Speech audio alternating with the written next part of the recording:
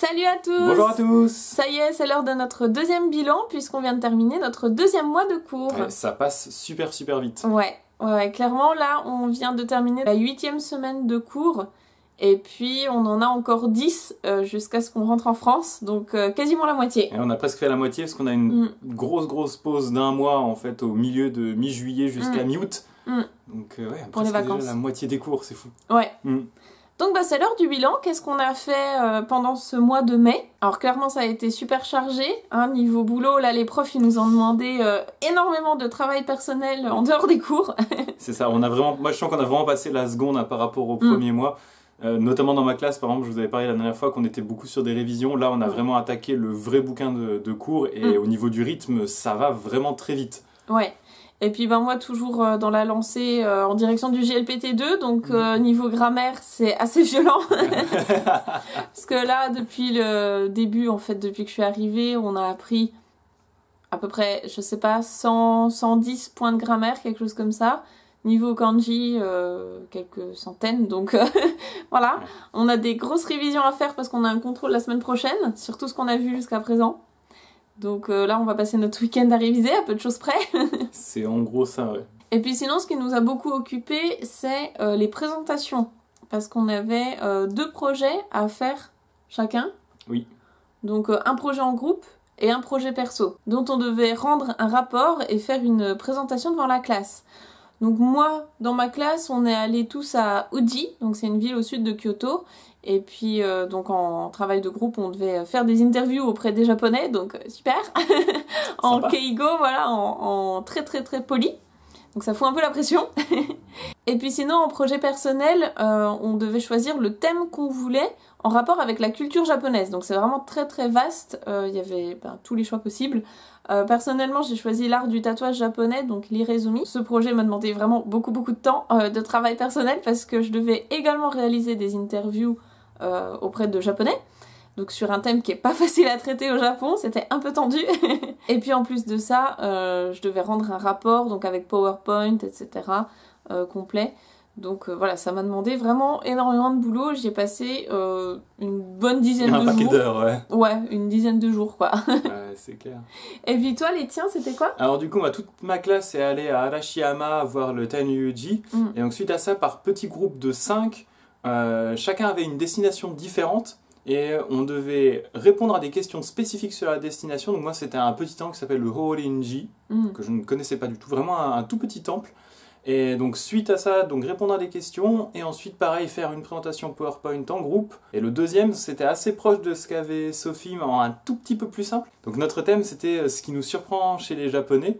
Donc pareil, c'est très large, on pouvait prendre vraiment un peu tout ce qu'on voulait. Donc alors sans se concerter avec Sophie, hein, j'ai choisi aussi le tatouage japonais. C'est vraiment pas, on n'en a pas discuté en fait. On l'a mais choisi traité de manière un tout petit peu différente. Tout petit peu différente, oui c'est ça.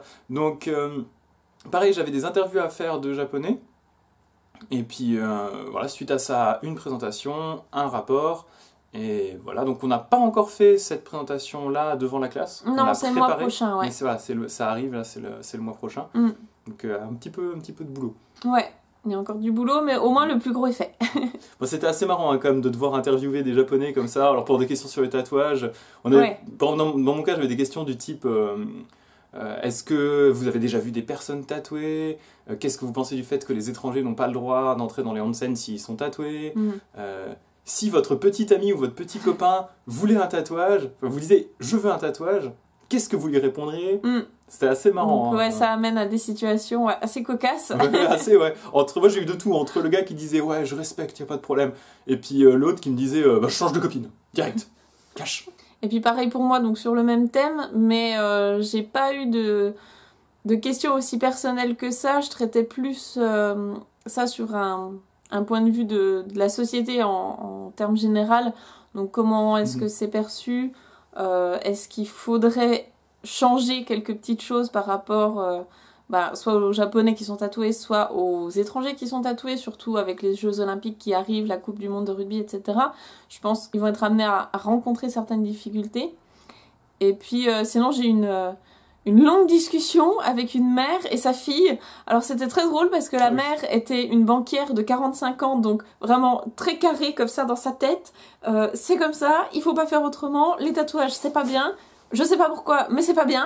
C'est mal, c'est mal. La société dit que c'est mal, donc c'est mal. Et sa fille de 19 ans qui était en fac d'art, donc l'opposé complet, qui disait « Oh non, mais moi j'aime bien, je trouve ça cool, oui, c'est de l'art, c'est très créatif, c'est très beau, il faut respecter les autres et tout. » C'est vrai que peut-être, éventuellement, j'aurais aimé avoir un tatouage. Et sa mère... Je pense que ça a dû générer des bonnes grosses discussions le soir au dîner, ça devait être pas mal. Donc voilà, j'ai papoté avec elle pendant... Je crois que ça a duré au moins une bonne heure, c'est possible. C'était assez long, hein. Moi j'étais en train de faire mes devoirs à côté, je me dis tiens, elle revient pas. C'était très très long, ouais. À la fin, j'en pouvais plus, je comprenais plus ce qu'elle me disait, mais... enfin, en tout cas, ouais, c'était assez intéressant. Et puis, j'espère que ça a pu avoir un petit impact... auprès de cette dame, auprès de cette famille peut-être.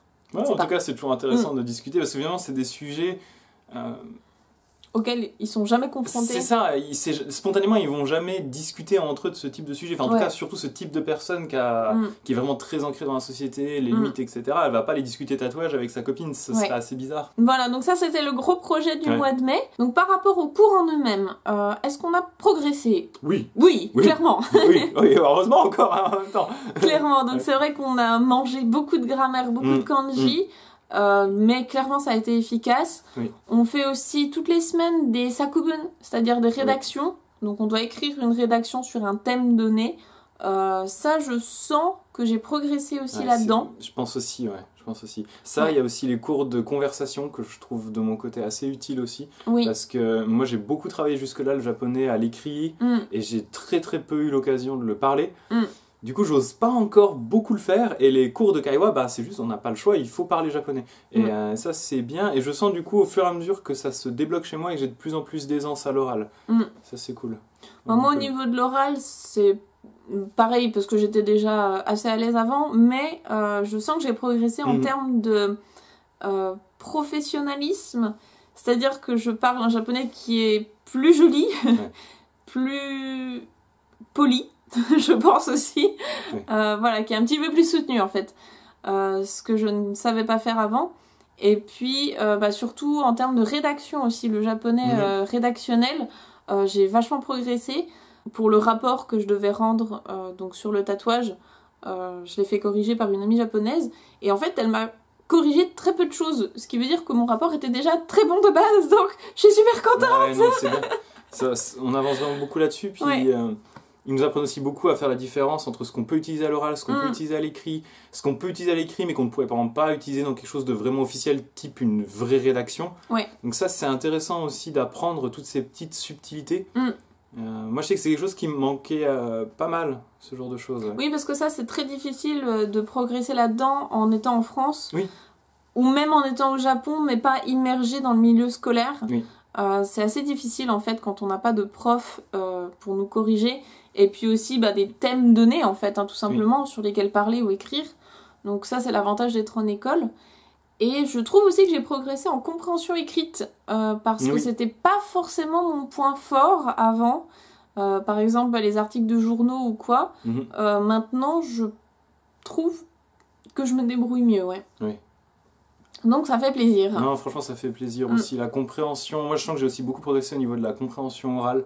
En même temps, il faut dire qu'à passer entre 3 et 6 heures de japonais tous les jours, forcément, au bout d'un moment, ça rentre, même sans faire vraiment attention, en fait. Donc ça, c'est hyper agréable aussi, Ça, c'est cool. Et puis, du coup, on n'est qu'à la moitié. Donc, je pense qu'au bout des 6 mois, on aura vraiment bien progressé. Ça, je pense cool. Que c'est vraiment bien. C'est vraiment bien. Sinon, en dehors de ça, eh bien, on a testé pas mal de choses. En fait, c'était très très rempli. En fait, c'est pour ça qu'on n'a pas produit beaucoup de vidéos. J'en ai plein en stock à monter.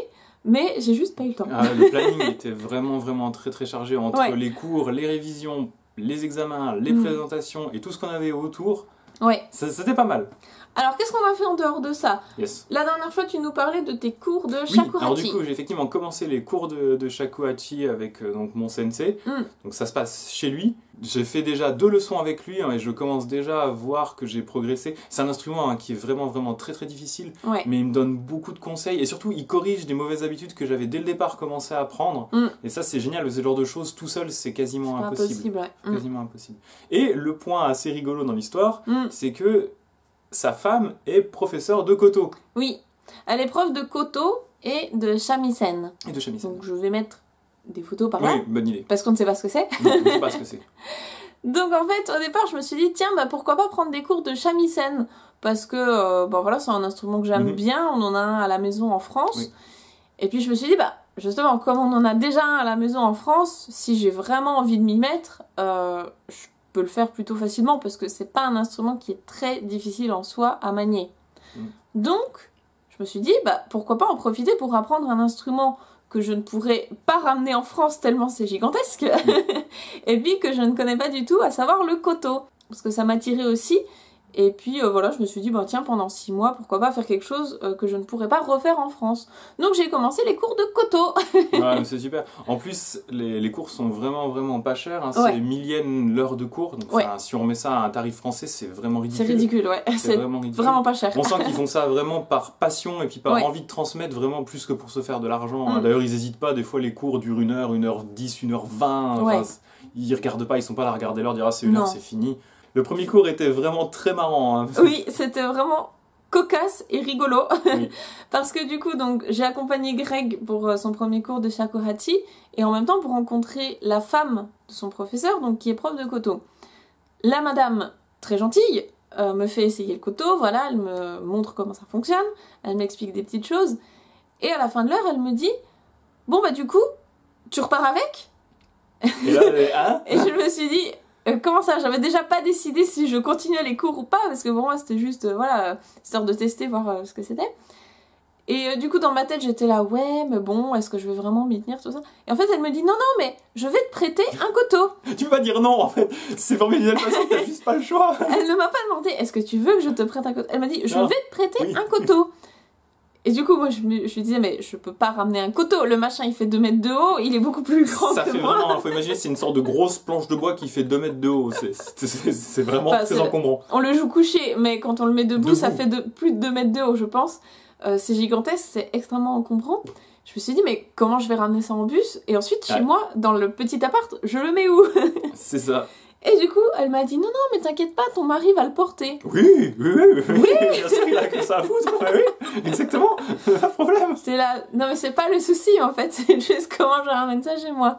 Et du coup, elle m'a dit, non, mais c'est léger, y a pas de souci, c'est du bois, c'est creux, c'est pas très lourd, donc y a pas de souci. Non, c'est pas lourd, hein, c'est juste encombrant.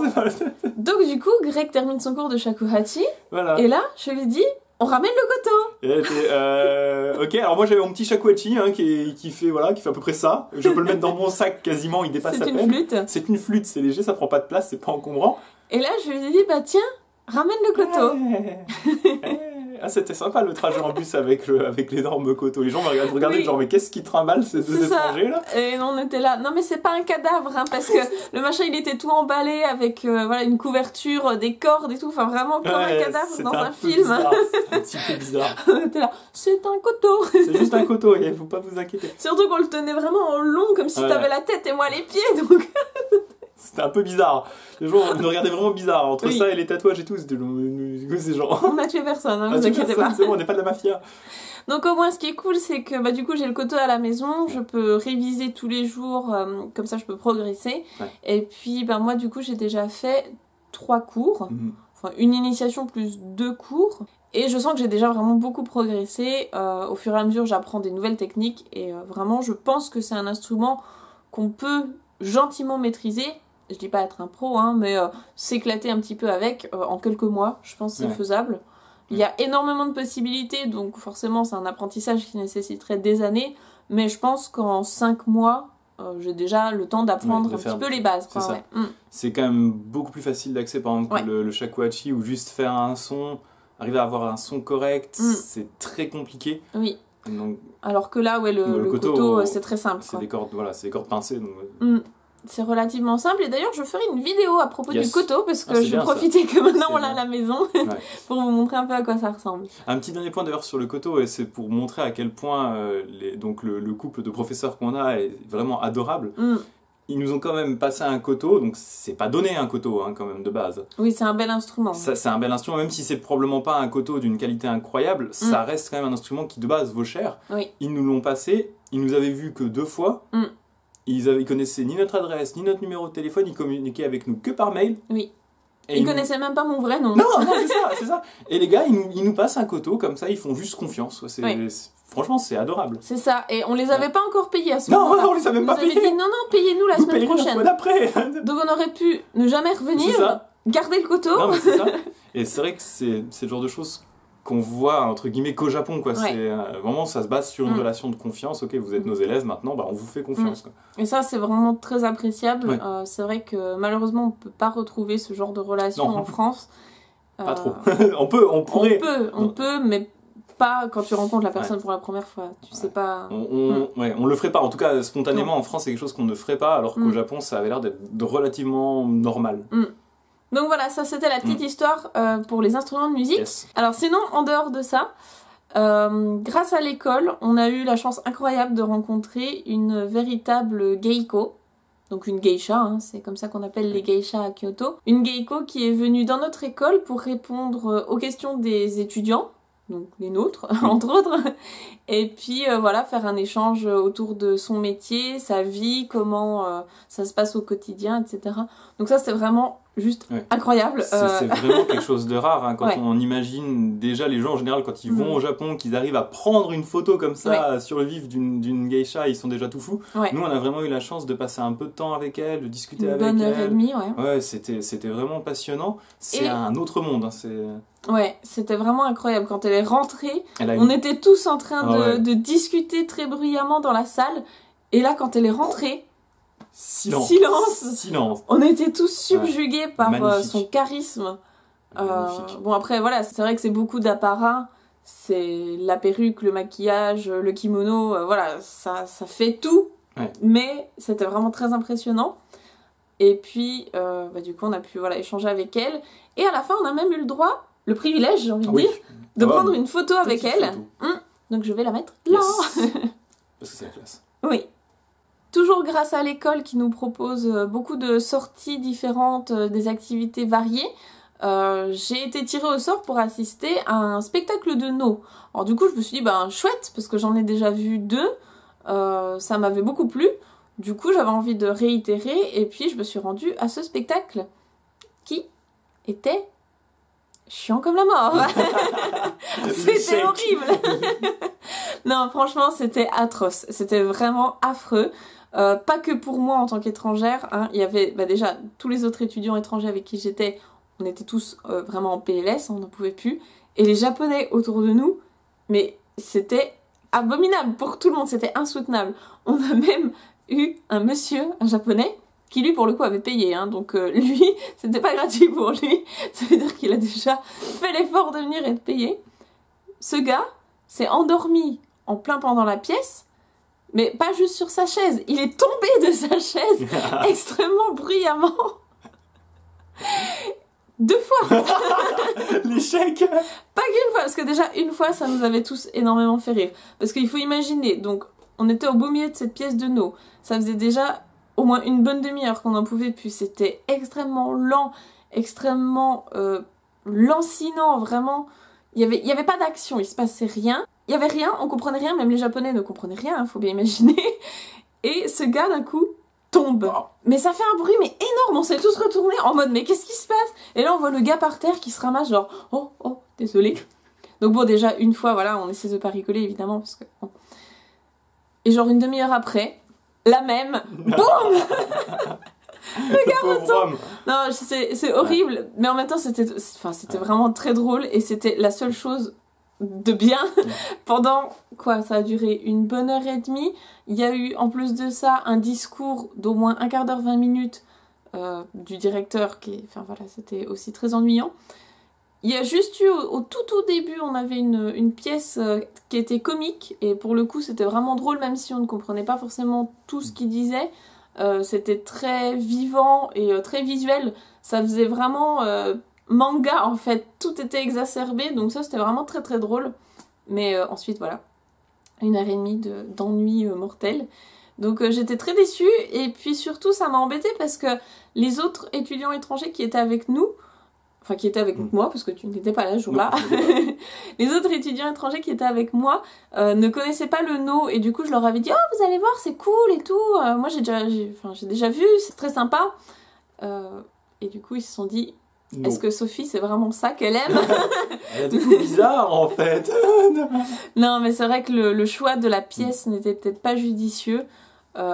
J'ai même ma prof de Kyoto Bunka, donc qui elle s'y connaît un petit peu quand même en spectacle, qui a trouvé que c'était vraiment horrible et qui s'est endormie aussi. Donc c'est pas une critique contre le No Non. en soi, hein, parce qu'il y a vraiment des très belles choses Ouais. dans le No, mais là a priori c'était pas la bonne Non. pièce, et surtout encore plus pour des pour étrangers des qui étrangers. souhaitaient découvrir ça. Ouais. C'est un Non, peu dommage. c'était pas du tout accessible. Ce qui est dommage parce que du coup, les autres étudiants n'ont plus du tout envie d'aller voir du No. Ouais, ça les a Ça les a dégoûtés, ouais, Ouais, c'est vraiment. con. Vraiment, c'est con. Ouais. C'est dommage parce qu'il y a des très belles pièces de No Ouais. qui sont très visuelles. Mais bon, Mhm. tant pis.